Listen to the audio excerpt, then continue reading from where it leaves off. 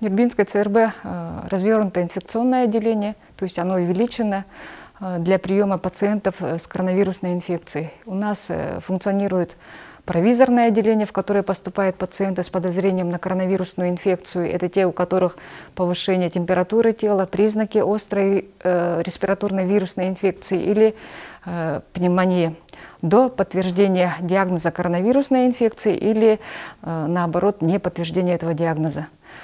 И также ковидное отделение, так называемое, это для лечения больных новой коронавирусной инфекцией. Оно у нас рассчитано на 12 коек, но, конечно, с возможностью увеличения коек.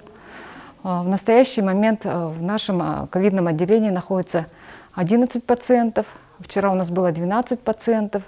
Вчера одного пациента перевели по линии санитарной авиации в город Якутск, республиканскую клиническую больницу в связи с ухудшением общего состояния. В настоящий момент, как я сказала, в отделении 11 человек, из которых с подтвержденной коронавирусной инфекцией находится 8 человек. И 2 ухаживающих – это матери несовершеннолетних детей, которые являются вирусоносителями. И также еще один пациент, у которого лабораторно коронавирусная инфекция не подтверждена, но клинически имеются проявления этой новой вирусной инфекции COVID-19. Ну, мы несколько дней подряд говорим о том, что у одного пациента не подтвержден COVID-19. Были ли у него отобраны эти анализы и когда они могут быть известны? Согласно временным методическим рекомендациям Минздрава Российской Федерации, по которым работают все медицинские организации, мы проводим отбор анализов у пациентов, которых подозреваем эту инфекцию, мазки из ЗЕВа, и направляем их в вирусологическую лабораторию города Якутска, в котором они или подтверждают наличие этого вируса посредством полимеразной цепной реакции, то есть исследования, или наличие или отсутствие. У некоторых пациентов может быть и отсутствие этого вируса в организме, но этот вирус у него был, и у него развились, например, осложнения, как у нашего пациента пневмония, и поэтому он проходит курс лечения в нашем отделении, это ковидном отделении. Наталья Николаевна, и в конце вкратце объясним ситуацию по поводу проявления этой заболеваемости. Может, у кого-то какие-то подозрения могут быть, обязательно ли этот вирус сопровождается повышением температуры тела, и какие вообще первые признаки того, что у человека, возможно, может быть COVID-19? Проявление, как и при любых острых респираторных, то есть дыхательного тракта инфекциях, это может быть повышение температуры тела. И 37, и 38, и выше. Также это может быть насморк, першение в горле, боль в горле.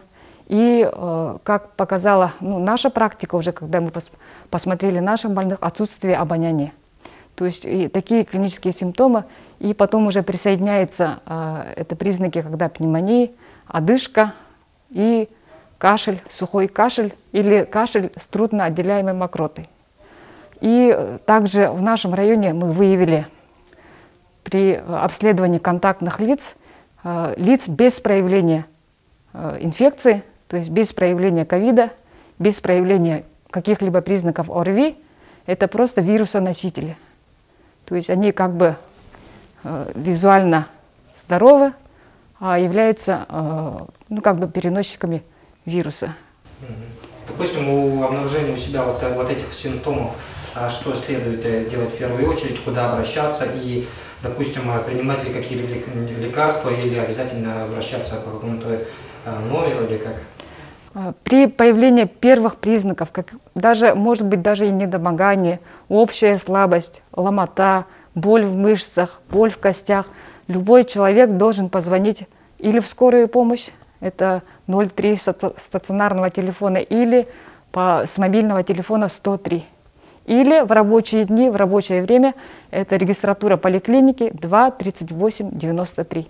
Ни в коем случае не приходить в поликлинику, не приходить в врачебные амбулатории и ФАПы, а вызвать врача на дом.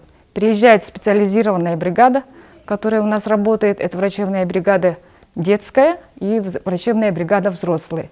Они в СИЗах, то есть средства индивидуальной защиты, для защиты как медработника и для защиты наших пациентов. И ни в коем случае не заниматься самолечением, не принимать какие-либо лекарства, тем более антибактериальные, то есть антибиотики.